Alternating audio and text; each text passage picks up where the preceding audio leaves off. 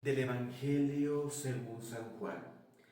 En aquel tiempo Jesús recorría Galilea, pues no quería andar por Judea, porque los judíos trataban de matarlo. Se acercaba la fiesta de los judíos, llamada de los campamentos, cuando los parientes de Jesús habían llegado ya a Jerusalén. Para la fiesta llegó también él, pero sin que la gente se diera cuenta, como de incógnito. Algunos que eran de Jerusalén se decían: ¿no es este el que quieren matar? Miren cómo habla libremente y no le dicen nada. ¿Será que los jefes se han convencido de que es el Mesías? Pero nosotros sabemos de dónde viene este. En cambio, cuando llegue el Mesías, nadie sabrá de dónde viene. Jesús, por su parte, mientras enseñaba en el templo, exclamó: ¿con que me conocen a mí y saben de dónde vengo? Pues bien, yo no vengo por mi cuenta, sino enviado por el que es veraz y el que ustedes no lo conocen. Pero yo sí lo conozco, porque procedo de él y él me ha enviado. Trataron entonces de capturarlo, pero nadie le pudo echar mano, porque todavía no había llegado su hora. Palabra del Señor. Gloria a ti, Señor Jesús. Muy buenos días, mi querido hermano. Deseo que te encuentres en la paz de Cristo, fortalecido con el Espíritu Santo de Dios. Querían capturarlo, pero todavía no había llegado la hora. Jesús sabía que estaba muy cerca el momento en que fuera a ser aprehendido, juzgado injustamente. Pero, ¿qué pasa, mi querido hermano? Si aún la gente cercana, tal vez amigos, tal vez parte de su familia, lo juzgaba. ¿Qué podía esperar Jesús de los demás si su misma familia, parientes, lo juzgaban? Porque Jesús había acudido a una reunión, pero quiso pasar desapercibido.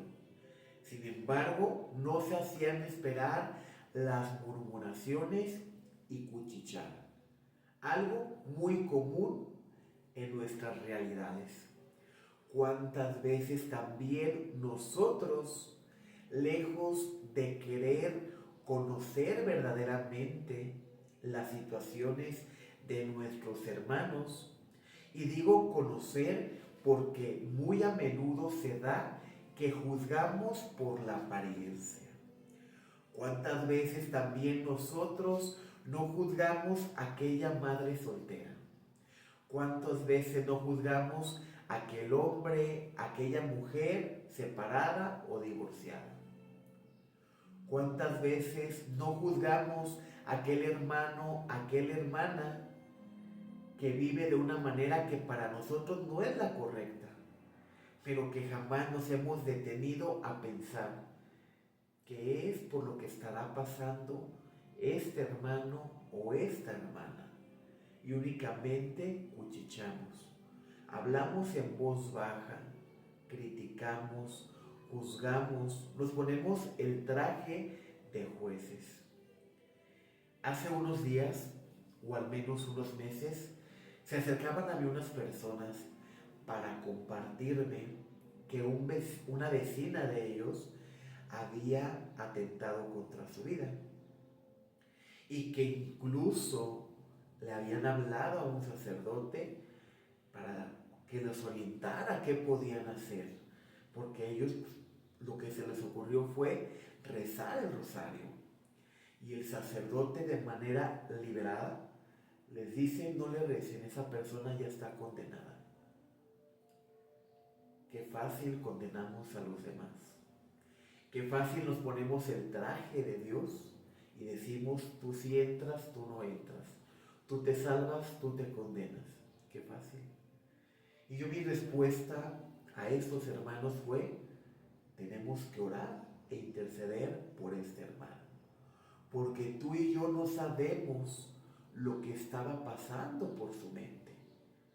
Juzgamos deliberadamente, cuchichamos deliberadamente se quitó la vida, sí, pero ¿tú sabías qué cosas cargaba en su corazón?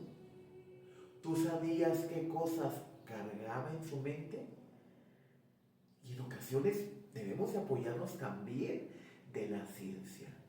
Psicológicamente, ¿qué sustancias no estaba segregando el cerebro de esa persona? Aunado con la depresión, no detectada, no trabajada. ¿Por qué no creer verdaderamente en que la misericordia de Dios es infinita? Y que tú y yo no sabemos si en el último segundo, aunque haya atentado contra su vida, le pidió perdón a Dios, se arrepintió, no lo sabemos y no podemos juzgar de manera deliberada. Y yo me ponía a pensar en la pequeña hija de esta señora, con tan solo 13, 14 años, que llega y ve a su madre colgada.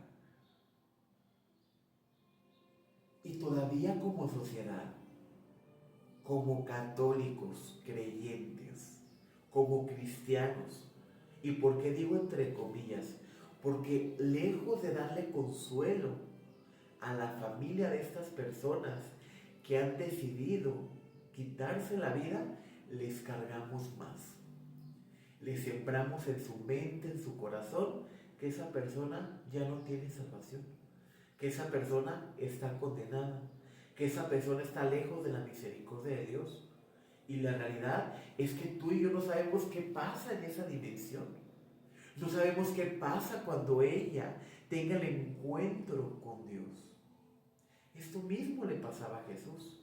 A Él por hacer el bien, a Él por predicar, a Él por curar a los enfermos, a Él por expulsar a los demonios y por sacar a la luz los delitos de los hombres. Recordemos aquel episodio de la mujer que había cometido adulterio y ponen a prueba a Jesús. Esta mujer ha sido captada en adulterio y Moisés nos dice que si una mujer es captada en adulterio, debemos de lapidarla, debemos de apedrearla. Y desde ahí existe el machismo, porque a la mujer era lapidada. ¿Y qué pasaba con el hombre que cometía adulterio? ¿Y qué pasaba con el hombre que andaba con 2, 3, 4, 5 mujeres? ¿Desde cuándo estamos acarreando ideas del machismo? Y Jesús viene a ser un parteaguas, viene a regresarle la voz, la dignidad a la mujer. Y poniéndose frente a ellos les dice, bueno, el que esté libre de pecado, que tire la primer piedra. Uno a uno se fueron retirando ahí, desde los más ancianos hasta los más jóvenes. ¿Y qué quiero decir con esto, mi querido hermano? Que todos tenemos cosas que trabajar, que todos tenemos cola que nos pisen y que nosotros no tenemos el derecho de juzgar la vida del otro, mucho menos de decir, esta persona ya no tiene salvación, esta persona ya se condenó, sea cual sea la circunstancia. Nuestro deber es cobijar a nuestros hermanos. El ejemplo que yo te ponía de esta familia que había perdido un ser querido, ya es bastante con el dolor de saber que su familiar se quitó la vida, que no lo pudieron ayudar. Y todavía como cristianos cargarles el peso de decirles, esa persona ya no tiene salvación. ¿Por qué mejor no orar? Orar para que Dios tenga misericordia de esta persona. Orar para que la familia pueda sanar esta herida. Jesús se dio cuenta de lo que pasaba a su alrededor. Y decían, ¿qué no es este el que están buscando para matar? Y aquí anda muy campante, aquí anda como si nada. Y Jesús sabía lo que estaban hablando de él y lo enfrenta con justicia, con respeto y autoridad. Porque una cosa es tener autoridad y otra cosa es gritar. Y otra cosa es ofender y humillar. Son cosas muy diferentes. A veces pensamos que tener carácter es gritar, es alzar la voz, es demostrar que podemos más. Y no es así. Tener carácter y autoridad es hablar con justicia y con respeto. Y Jesús les dice claramente, ¿así es que me conocen? ¿Así es que saben de dónde vengo? Yo no vengo donde ustedes creen. Yo vengo de aquel que me ha enviado, al que ustedes no conocen y nunca lo han visto, pero yo sí lo conozco. Y yo sí lo he visto porque vengo de él. Ellos se les olvidó por un segundo de dónde provenía el Mesías. Y ya el profeta Isaías lo había anunciado, nacerá de una virgen. Ahí está el origen de Jesús terrenal, que nació de la Santísima Virgen María, procedente, descendiente de David. José era de la descendencia de David. Ahí está. Pero ellos no quisieron ver que a quien tenían enfrente era el Mesías, porque ellos se imaginaban a alguien muy diferente. Se imaginaban un guerrero, alguien que llegara con espada, alguien que llegara a decapitar. Y Jesús llegó a transformar con su amor, con su dulzura, con su compasión, con su misericordia. Jesús no vino a juzgar, y lo dejó claro, a ver, yo no vine por los sanos, sino por los enfermos. Yo no vine por los justos, sino por los pecadores, por aquel pecador que se arrepiente y se convierte. Pues el día de hoy, mi querido hermano, pidámosle a Dios que sepamos reconocer de dónde viene Jesús, que Jesús viene del Padre, que Jesús es el Mesías, que viene a redimirnos, pero con amor, con justicia, con autoridad, pero con compasión. Y pidamos el día de hoy de manera muy especial por todas las personas que el día de hoy sufren alguna pérdida familiar, porque alguno de sus seres queridos ha tomado una decisión difícil, porque ha atentado contra su vida. Pidamos por ellos para que Dios tenga misericordia de ellos, que se hayan arrepentido en el último instante. Y pidamos por sus familiares, por sus padres, por sus hermanos, muchas veces por sus cónyuges, para que Dios les dé la fortaleza. Y que el día de hoy, lejos de ser quien saque el látigo, saquemos mejor el rosario. Y sea lo que sea la circunstancia, mi hermano, vamos orando por tu familiar. Vamos orando para que Dios sane tu corazón.